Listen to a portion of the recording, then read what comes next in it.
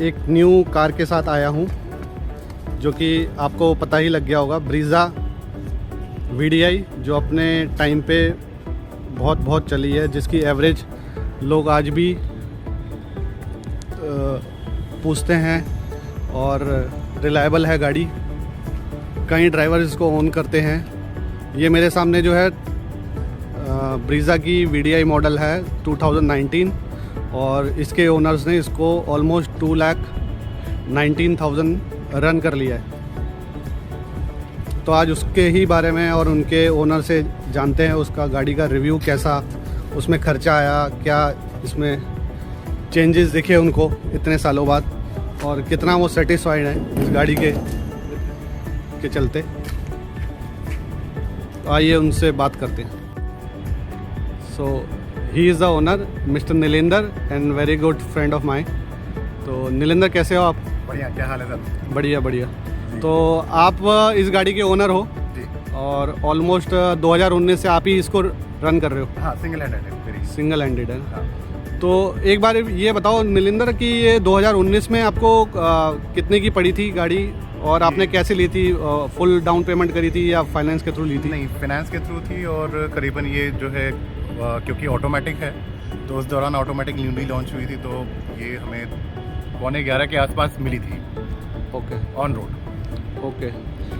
तो जब आपने इसकी डिलीवरी ली तो उस टाइम सेटिस्फाइड थे क्वालिटी वगैरह लेकर? हाँ, गाड़ी चलने में स्मूथ है बहुत, और Okay. एवरेज तो खैर बताने ही नहीं है, तो वो तो सब जानते हैं, इसका बहुत बढ़िया एवरेज देती है। हाँ, और इसकी एवरेज, बल्कि बहुत लोग मतलब एवरेज के लिए ही इसको लिया करते थे, और हाँ। उस टाइम ऐसा कोई डीजल का कानून भी नहीं आया था। नहीं, उस वक्त नहीं था, लेकिन अब डीजल की वजह से थोड़ा सा प्रॉब्लम आने लग गई है दिल्ली वगैरह जाने में। इनफैक्ट अब तो मारुति ने बंद भी कर दिया इंजन बंद ना? भी कर दिए हैं डीजल इंजन। अब इसे हम लोग ज़्यादातर लॉन्ग रूट के लिए यूज़ करते हैं, जैसे कि मुंबई हो गया, साउथर्न इंडिया, और इधर नॉर्थ में लॉन्ग रूट के लिए।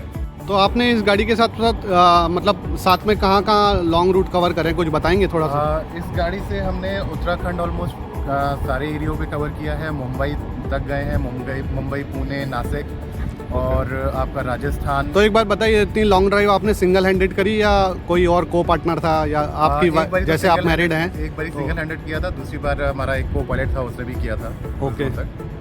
तो आप मैरिड हैं या कैसे? हाँ, मैं मैरिड हूँ और मेरी एक बेटी भी है। तो आपकी वाइफ को आती है कार चलानी? हाँ, आती है उसे, उसने ही लिया था ऑटोमेटिक, इसीलिए ओके, कि वो भी चलाएगी। ओके।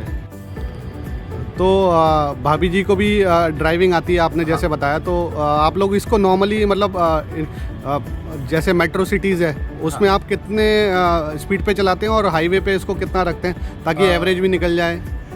सिटीज़ में ये ज़्यादातर 60 और 65 के आसपास चलती है, और हाईवेज पे खैर जितना हाईवे रूट परमिट करता है, लाइक मोस्टली 120 तक अलाउड करते हैं।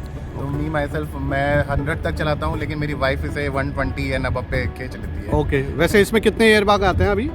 इसमें उस टाइम जब ली थी आपने 2000? जब उस टाइम लिया था तो उसमें 2 एयर बैग्स थे फ्रंट में। ओके, चलिए। और मैं देख रहा हूँ कि ये गाड़ी ऑटोमेटिक है जी। तो ये टॉर्क कन्वर्ट है या विदाउट नॉर्मल AMT है, क्या है, कैसे है? AMT। ओके, AMT है ये गाड़ी। हाँ। तो कभी ऐसा लैग फील तो नहीं होता, जैसे डीजल गाड़ी है तो कभी पिकअप या ओवरटेक करने में हाईवे पे? नहीं, बहुत बढ़िया है। पिकअप में तो खैर बहुत वही पिकअप लेती है, ओवरटेक में भी बहुत अच्छा ओवरटेक ले जाती है। ओके। तो नीलेंदर, जैसे आपने बताया ये आपने बहुत अच्छे kilometre, 2 lakh plus kilometre cover कर चुके हो। 2,21,800। हाँ, तो मैं ये जानना चाह रहा था कि इसमें आपको सर्विस कॉस्ट कितनी पड़ जाती है? मतलब जैसे आप पूरे 10,000 या 14,000 या 15,000 के बाद कराते हो, तो क्या रूटीन रहता है आपका इसका सर्विस कराने का? इसका रूटीन 10,000 किलोमीटर पे रहता है, और ये क्योंकि डीजल इंजन है तो जाहिर सी बात है महंगा ही पड़ता है।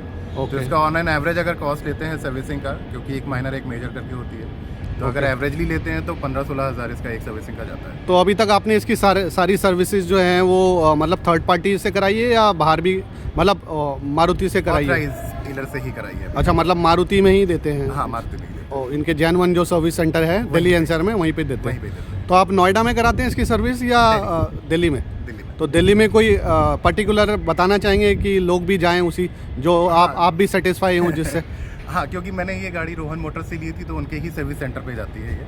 ओ, और रोहन उनके मोटर। स्टाफ काफ़ी हेल्पफुल हैं और काफ़ी अच्छे से ट्रीटमेंट और ये किधर लोकेटेड है रोहन मोटर का Mohan service? Cooperative Delhi. Okay okay, वहाँ पे लोकेटेड है। जी।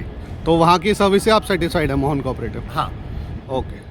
अच्छा नीलिंदा, मैं एक चीज़ और जानना चाह रहा था, जैसे ना 2019 में बहुत सारे कम इंफोटेनमेंट सिस्टम ऑफर करती थी मारुति ना, हाँ। तो आपने एज सच कोई इंफोटेनमेंट में अपग्रेडेशन या साउंड के मल्टीपल, या आजकल तो 3D ये 3 डायमेंशन कैमरास भी आते हैं, हाँ। पूरा गाड़ी को 360 डिग्री कवर करने के लिए, तो आपने ऐसा कुछ लगाया है या आप सफिशेंट लगता है कि जो नहीं। जो चीज़ स्टॉक दी है कंपनी ने? नहीं, हमने इस गाड़ी में कोई अपग्रेडेशन नहीं कराया। जैसी हमने ली थी से ये आज की डेट में भी वैसी ही है। हो अच्छा। सकता है मे बी इसलिए भी ये बहुत अच्छे से चल रही है। इसकी बैटरी भी हमने सिर्फ एक ही बार चेंज कराया है, ओके। और इसके जो व्हील्स हैं वो भी सिर्फ एक बार ही 2 लाख में चेंज हुए हैं।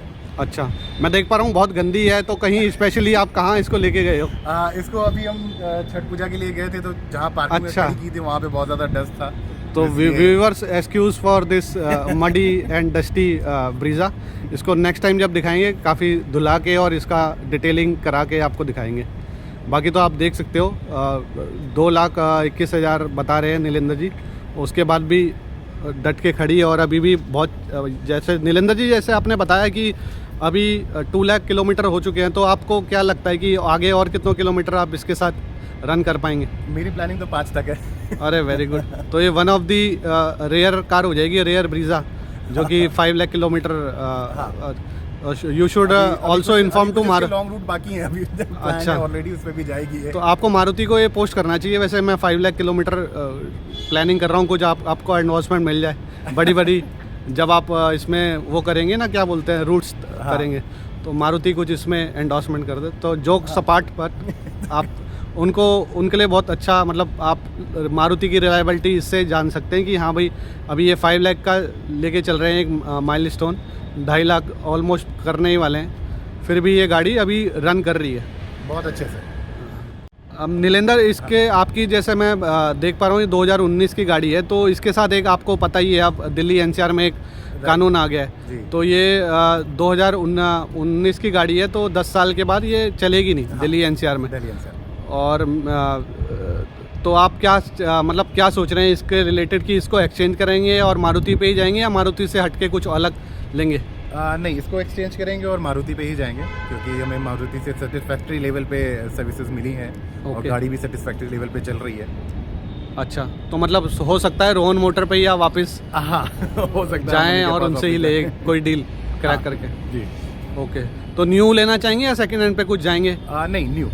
अच्छा, न्यू ही परचेज करेंगे। हाँ। नीलेंद्र, मैं इस क्वेश्चन आंसर राउंड को यहीं पर ही मतलब क्लोज करता हूँ। आपसे मेजरली मैंने क्वेश्चंस पूछ लिए जो कि व्यूवर्स को हेल्प करेंगे। एक लास्ट क्वेश्चन मेरे माइंड में ये है कि जैसे आप मारुति गाड़ी चला रहे हैं और जो व्यूअर्स देखते हैं या अभी जो प्लानिंग कर रहे हैं मारुति की गाड़ी की, तो उनके लिए 3-4 टिप्स जो कि इसको इतना ही लॉन्ग रन तक वो मतलब चला पाएँ, जैसे आप चला पा रहे हो उसको 2 लाख प्लस किलोमीटर के बाद भी, और हैप्पी हो अब इस गाड़ी के परफॉर्मेंस से, तो क्या चीज़ें वो माइंड में रख सकते हैं और क्या आप सजेस्ट करना चाहेंगे? जी, सबसे पहली चीज़ तो ये है कि कहते हैं जो सर्विसिंग हो वो ऑथराइज डीलर के यहाँ से ही करवाइए, क्योंकि जब आप वहाँ से कराते हैं तो उनकी 100% रिस्पॉन्सिबिलिटी रहती है गाड़ी की परफॉर्मेंस पर। दूसरी ये कि अगर गाड़ी जितना सिंगल हैंडल्डली चलती है वो उतना ज़्यादा बेटर परफॉर्मेंस देती है, तो उसे डिस्ट्रीब्यूट मत कीजिए अमंग द फ्रेंड्स और फैमिली मेम्बर्स। और तीसरा ये है कि गाड़ी को आप जितने प्यार से रखिएगा वो भी आपको उतने प्यार से ट्रैवल कराएगी। ओके, अदर देन कुछ और टिप्स यही है कि रेगुलर उसकी सर्विसिंग होती रहनी चाहिए, जिससे कि गाड़ी की हेल्थ बराबर रहे।